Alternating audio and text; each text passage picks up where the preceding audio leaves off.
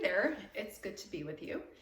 We are going to be focusing for this video on how to tap into what you're good at and remember that. So many of us are finding that we are doing new types of work for our jobs and maybe something that we're less familiar with. So distance learning is a clearly new area of work for you or domain. And sometimes we can feel less successful with something that we're trying for the first time, which of course is normal.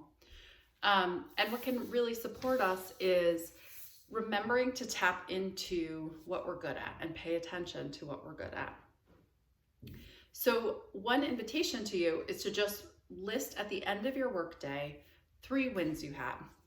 And they can be huge, they can be small, they can be in the middle, whatever it is, it doesn't really matter.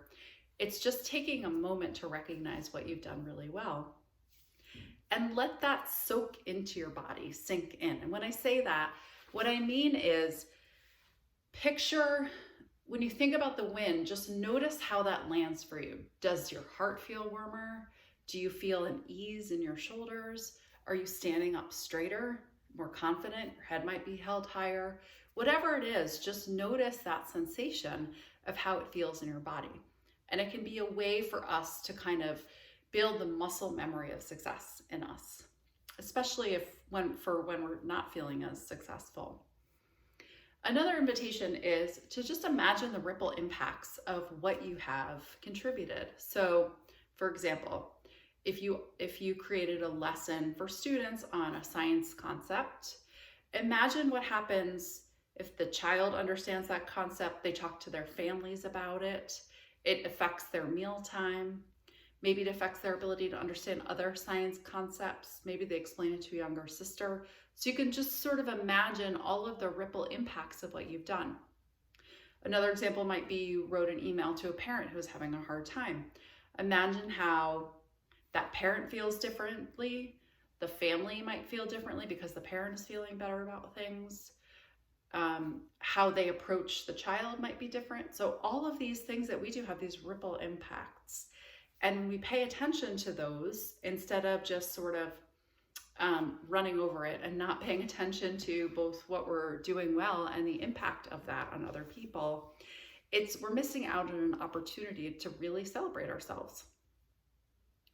Another invitation to you is to just look at which parts of your job come really easily to you. And just notice them and how often you're spending your time doing things that come relatively easy to you. So if it's planning a lesson, if it's writing an email to a parent, if it's creating something to share with students, whatever it is, maybe it's having a conversation with a child who's having a hard time. Maybe it's planning a schedule. Whatever your role is, to look at what things you do throughout the day that come relatively easily can be really empowering. So sometimes we have a negativity bias. That's just how our brains operate. And so it can be really hard for us sometimes to remember all the things that come easily. And instead we hyper-focus on the things that are hard for us. So sometimes just being more intentional about recognizing which things come easily to us, again, can feel really empowering. So just make a list of all the things that you are really good at and that come easily, and notice how big it is.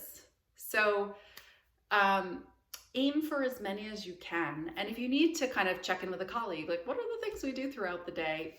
It's a total invitation to do that, or chat with a partner about what they see you doing that's really easy for you to do if you need some more input on that. But I know how talented you all are and the many, many things that come easily to you in your work. And the things that don't come as easily, you're continuing to work on. And that is a celebration as well, kind of an invitation for self-compassion when things are more challenging. The last thing I want to leave you with is this idea of just having a brag bulletin board or file. So many of you have received emails from parents or students, or you have these really beautiful memories with your students. Maybe you have images of them. To just post it in a place that's visible for you, to continually bring you back to those things that you really excel at. It can be really nice to just have it in a prominent place that you see regularly and can remember to access. So you may already have something like that in your classrooms or in your office at school. You might not have that at home. And so it's just an opportunity to have something really visible to remind yourself about all the things that you're able to contribute and bring to your students and families and guardians and your colleagues. So I hope this has helped you with a few strategies to help you remember to tap into what you're good at. Again, just to review some things we talked about were writing down some wins each day that you had and really feeling the impact of that in your body. Looking at the ripple impacts of some of the wins that you've had and thinking about what those ripple impacts are for students, families, colleagues, other folks.